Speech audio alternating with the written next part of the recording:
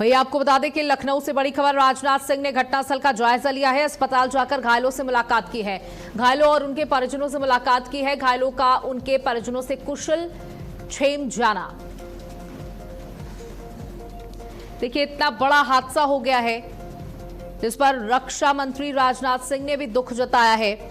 और आपको बताते चले कि कल दोपहर में यह बड़ा हादसा हुआ था। राजनाथ सिंह ने घटनास्थल का जायजा लिया। मुख्यमंत्री योगी आदित्यनाथ भी तुरंत वहां पर पहुंचे थे। ब्रजेश पाठक वहां पर पहुंचे थे और मीडिया से बातचीत करते हुए डिप्टी सीएम की आंखों से आंसू भी छलक पड़े थे। देखिए, कोई भी व्यक्ति हो जब इस तरीके की हृदय विदारक तस्वीरें देखता है तो अपने आप को रोक नहीं पाता। वो मासूम बच्चे जिनकी कोई गलती नहीं थी, जो हजारों सपने अपनी आंखों में सजाकर उस कोचिंग सेंटर में पढ़ने के लिए गए थे।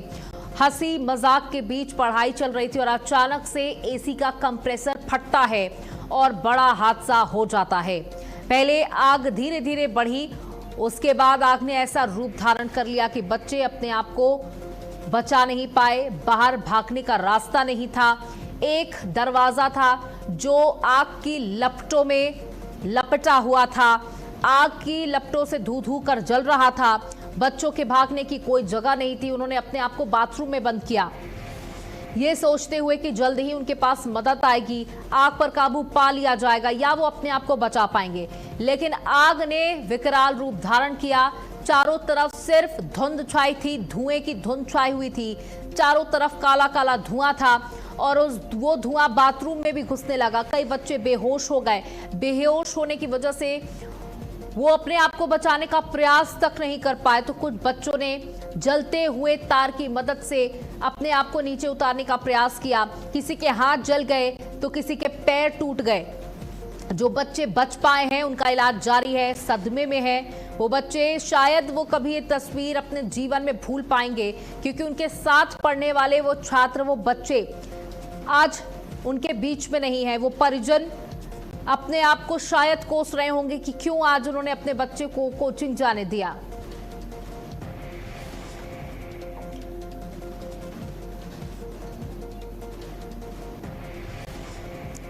तो देखिए, लखनऊ में हुए अग्निकांड के बाद प्रधानमंत्री, राष्ट्रपति ने दुख जताया है। राजनाथ सिंह ने भी घटनास्थल का जायजा लिया। अस्पताल में घायलों से रक्षा मंत्री ने मुलाकात की, परिजनों को हर संभव मदद का आश्वासन दिया। देखिए, सरकार अपने स्तर से काम कर रही है, मदद देने का प्रयास कर रही है। मुख्यमंत्री कोष और प्रधानमंत्री कोष से मुआवजा राशि का भी ऐलान कर दिया गया है। लेकिन उन परिजनों को आज कुछ नहीं चाहिए, सिर्फ अपने बच्चे वापस चाहिए, जो शायद उन्हें नहीं मिल पाएंगे। उनके बच्चे अब वापस नहीं आ पाएंगे। जिस मदद की वो गुहार लगा रहे हैं उस मदद को कोई नहीं दे सकता, वो मदद कोई नहीं दे सकता। रक्षा मंत्री ने भी दुख जताया है।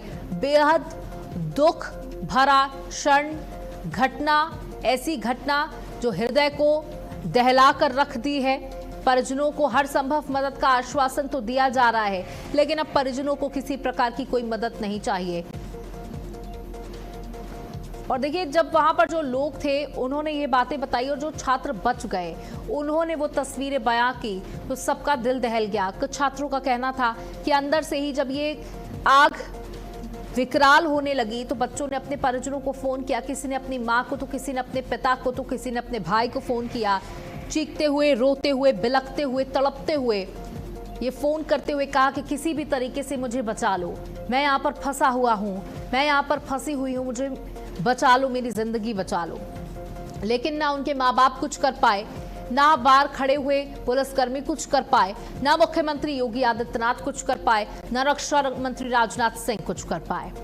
सब असहाय थे क्योंकि आग ने ऐसा विकराल रूप धारण कर रखा था। अंदर जाने के लिए सिर्फ एक दरवाजा था। दूसरे घर में घुसकर दीवार तोड़ी गई और तब अंदर घुस पाया गया। कोई इमरजेंसी डोर नहीं था जिससे घुसा जा सकता, कोई ऐसी एग्जिट नहीं थी जिससे बच्चे निकलकर अपनी जान बचा पाते। टेरेस का दरवाजा लॉक्ड था, ताला लगा हुआ था, इसलिए वो छत पर भी नहीं जा सकते थे। वेंटिलेशन का कोई साधन नहीं था, पूरी पैक्ड ये कोचिंग थी। इसमें एसी लगा हुआ था, इसका कंप्रेसर गर्मी के चलते फटा या क्या कारण रहा वो भी साफ नहीं हो पाया है।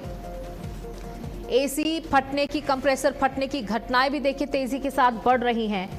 और कंप्रेसर को कहां लगाना चाहिए,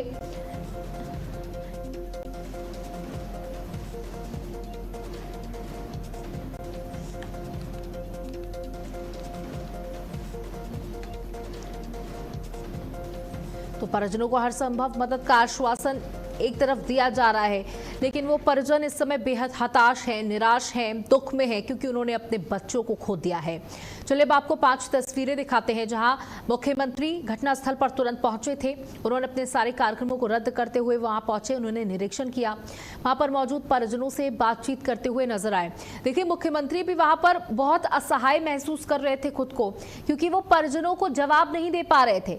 वहां पर माँ, आप ये 5वीं तस्वीर में देख सकते हैं जिसमें एक माँ मुख्यमंत्री के आगे हाथ जोड़ रही है, उनसे कुछ कह रही है, मदद की गुहार लगा रही, लेकिन मुख्यमंत्री भी असहाय हैं क्योंकि वो चाहकर भी कुछ नहीं कर पाए।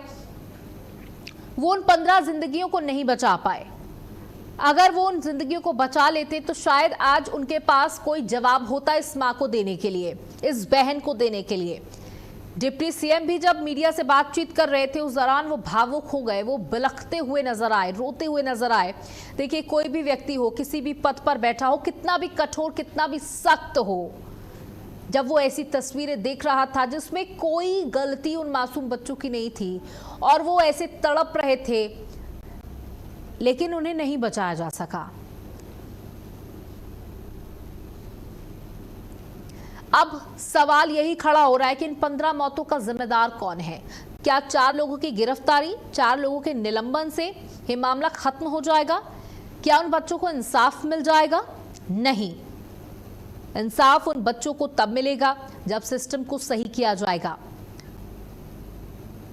लखनऊ उत्तर प्रदेश की राजधानी है, बड़ा शहर है, यहाँ पर लोग काम करने के लिए आते हैं, सपने सजाने के लिए आते हैं, दूर दूर से गांव देहात के बच्चे यहाँ पर पढ़ाई करने के लिए आते हैं।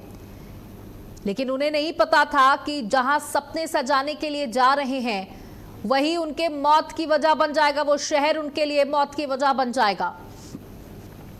अब ये 3 कैमरों की मदद से आपको 3 तस्वीरें दिखा रहे हैं। पहली तस्वीर जो बहुत भयानक, एक बच्चा जलते हुए नीचे गिरता है, राह पर लगी रेलिंग से टकराता है और जमीन पर बिखर जाता है। दूसरी तस्वीर धू धू कर जलती बिल्डिंग, कुछ नहीं बचा इस बिल्डिंग में और ये बिल्डिंग बच्चों की जिंदगियों को भी खा गई। तीसरी तस्वीर, फायर ब्रिगेड पहुंचा, आग पर काबू पाने का प्रयास किया, लेकिन आग पर काबू तब पा पाए जब बच्चों की मौत हो चुकी थी और कई बच्चे गंभीर रूप से घायल हो चुके थे। और आपको बता दें अभी जो बच्चे अस्पताल में एडमिट हैं उनमें से कई की हालत क्रिटिकल बनी हुई है। उनको बचाने का लगातार प्रयास किया जा रहा है। कई को ऐसे जख्म मिले हैं जो शायद वो जिंदा रहते हुए भी भर नहीं पाएंगे। एक बच्चा जो नीचे तार की मदद से उतर रहा था, जब वो नीचे आया तो उसके हाथ पूरी तरीके से जल चुके थे क्योंकि तार धू धू कर जल रहा था। कंप्रेसर फटने से, एसी का कंप्रेसर फटने से यह हादसा हुआ। देखिए आमतौर पर तो ये कहा जाता है कि एसी का कंप्रेसर हमेशा बाहर रहना चाहिए, उसका ब्लोअर बाहर रहना चाहिए, लेकिन आपको बता दें कि ब्लोअर बाहर रहने की वजह से एसी में तपन होती है और तमाम कारण होते हैं। एसी लगातार चलने की वजह से, उसे बार बार रीचेक ना कराने की वजह से तमाम कारण होते हैं जब एसी का कंप्रेसर फट जाता है। और जैसे एसी का कंप्रेसर फटता है वहां पर कोचिंग में मौजूद बच्चे तड़पना शुरू कर देते हैं क्योंकि आग ने तुरंत विकराल रूप धारण कर लिया। फायर ब्रिगेड शायद कुछ और जल्दी पहुंच जाती तो मामला और अंडर कंट्रोल हो सकता था, शायद कुछ बच्चों की और जिंदगी बचाई जा सकती थी। लेकिन वहां पर प्रशासन भी अपने आप को असहाय इसलिए महसूस कर रहा था क्योंकि अंदर जाने के लिए कोई रास्ता नहीं था। पूरी बिल्डिंग धू धू कर जल रही थी। पेट क्लिनिक नीचे था। कई जानवरों के भी यहाँ पर मौत की खबर सामने आई है कि कई जानवर भी इस अग्निकांड का शिकार हुए, तो कई को बाहर निकाला गया।